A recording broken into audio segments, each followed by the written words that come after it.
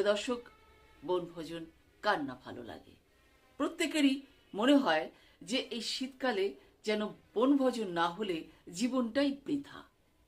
প্রিয় দর্শক, এই বনভোজনের ইতিহাস কিন্তু শাস্ত্র মতে বলে ঠাকুররা পালন করত।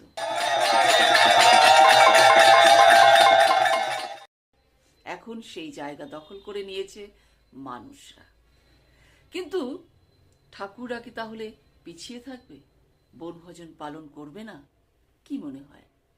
বিশেষ করে যারা কৃষ্ণ ভক্ত তাদেরকে বলছি, ঠাকুররা কি পিছিয়ে থাকবে? ঠাকুররা কি বনভোজন পালন করবে না?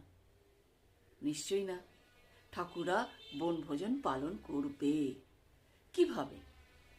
কারা সেই আয়োজন করবে? কোথায় আয়োজন করবে?